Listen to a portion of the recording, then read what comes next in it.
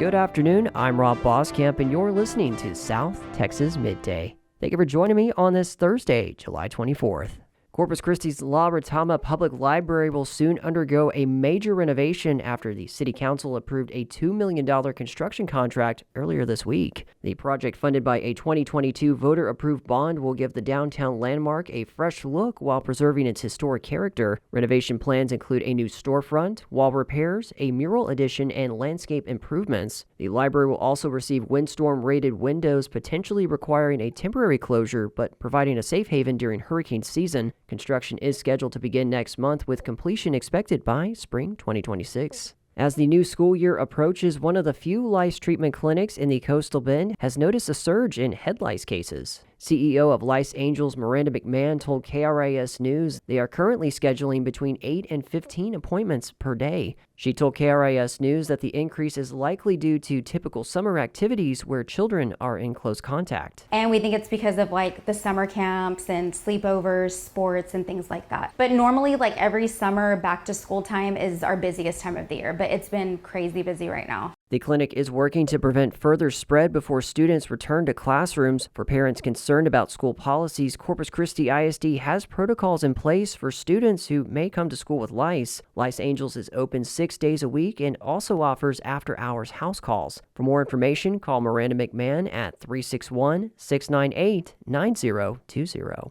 Healthcare access on the island is growing, with CHRISTUS Spohn Trinity set to reopen its island location on SPID this September, and one Corpus Christi-based doctor expanding his practice out to the island. It's a very underserved area, so we're going to get patients from Port Aransas, Aransas Pass, Flower Bluff, and the island. That is Dr. Mario Martinez speaking to KIII about his fifth facility opening. The new 10,000 square foot facility aims to bridge a critical healthcare gap for coastal residents who often struggle to access consistent primary care. Plans are to expand even further, transforming the new office into a multi-practitioner facility, eventually housing 3 nurse practitioners and the ability to see up to 100 patients per day.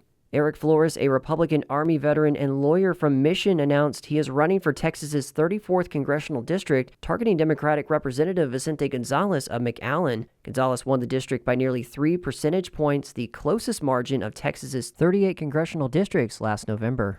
Refugio Police Chief Enrique Diaz has submitted his resignation, and city leaders have voted to accept it. According to the Refugio County Press, the decision came Tuesday evening following an executive session during the regularly scheduled city council meeting. His resignation is set to take effect tomorrow. No further details about the resignation were immediately released. In state news, the first hearing of the Texas Committee focused on floods was held yesterday, during which lawmakers heard from several state agencies about what they believe is needed to prevent loss of life in floods, similar to what the state saw on July 4th. The Texas Newsroom's Blaze Gainey attended that hearing and has the details. Several recommendations were tossed around during the more than 8-hour-long hearing. One recommendation from Texas Division of Emergency Management Chief Nim Kidd was to start only allowing credentialed, professionally certified emergency managers, which in smaller counties can often be an appointed position. We've got some great local emergency managers out there, but there's no baseline standardization for how they got to where they are. The next meeting will be held in Kerrville, the area hardest hit by the storm. Lawmakers expect it to be emotional, but also a chance to hear from residents impacted by the storm and local officials still dealing with recovery and cleanup efforts. I'm Blaze Gainey in Austin. School registration is happening now, and Texas birth certificates can be obtained quickly at City Hall. In the Corpus Christi area, birth certificates can be purchased in person at City Hall at 1201 Leopard Street with same-day pickup. Online and mail-in application options are also available. Proof of identity must be provided, and the applicant must qualify to request a birth certificate. Fee is $23. Operating hours are weekdays from 8 a.m. to 4:45 p.m. Short form certificates are generally accepted for school registration, driver's license, or permit applications and employment, but they are not valid for passport applications. For more information, contact Vital Records at 361-826-7229 or vitalrecords@cctexas.com. You can also visit online at corpuschristitx.gov.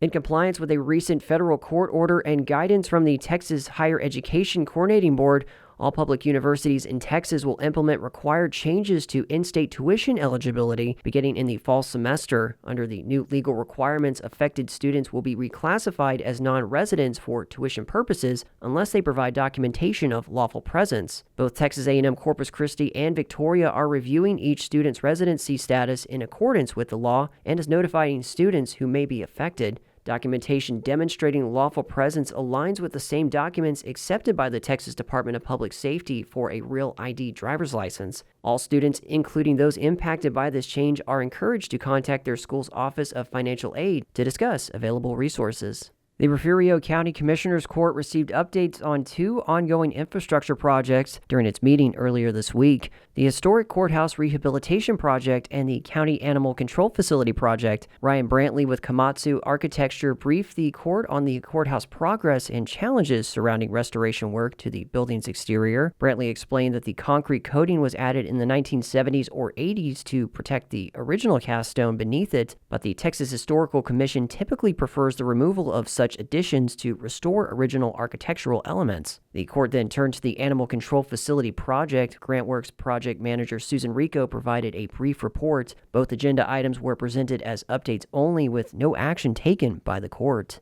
On Saturday, Del Mar College is hosting a free Mexican-American Studies seminar. Spencer Chioc spoke with event coordinator Dr. Isabel Araiza about what to expect. Beginning at 8:15 on Saturday, those interested in learning more about Mexican-American studies will be able to attend a free seminar at Del Mar College's Heritage Campus. Event coordinator and assistant professor of sociology at Del Mar, Dr. Isabel Araiza, stopped by the station to discuss what to expect. We have basically like an opening celebration.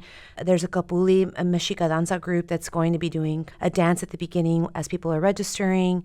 Then we're going to have a plenary of a panel of people who wrote a book called Somos Tejanas, and we'll have the editors presenting as well as some of the people who contributed to the book. Then we're going to have a series of breakout sessions on language, immigration, on the history of mariachi music. This year, the keynote speaker is local artist Tony Armadillo. I have been following him as an artist for a really long time, and his work is beautiful. It reflects Mexican-American culture and experiences, and it's just very thoughtful, thought-provoking. He's going to talk about his artwork and his process, and I've seen some of his presentation, and I'm super excited about that. Breakfast and lunch will be provided for attendees, and people are encouraged to come for as long as they can. What I want them to take away from is a great appreciation for the culture and the experiences of people. I'm hopeful that they'll learn something about Mexican-American people if they're not a member of the community. If they are a member of the community, that they learn something about themselves. We're also organizing in such a way so that people can have time to talk and interact with one another.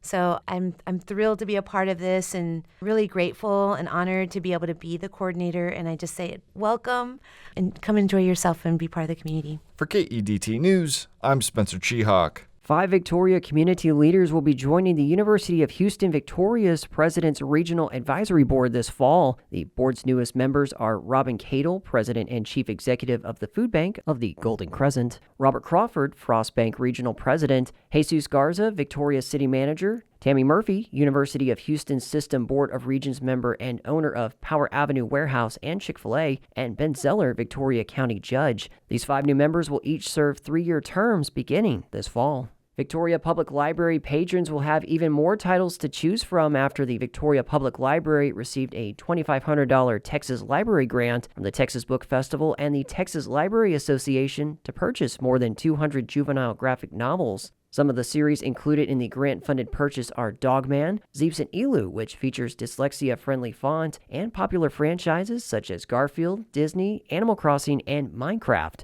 To learn more about Victoria Public Library programs and services, visit victoriacx.gov/library or follow Victoria Public Library on Facebook. The Victoria Main Street program is bringing street dances back to De Leon Plaza. Residents can dance tomorrow night away to the sounds of local artists performing on the De Leon Plaza Performance Pavilion. The first event in the series will be from 6 to 9 p.m. tomorrow evening. The street dances are free and open to the public. They will include food trucks as well as beverage sales. Residents may not bring ice chests to the event. More information can be found online at victoriatx.gov.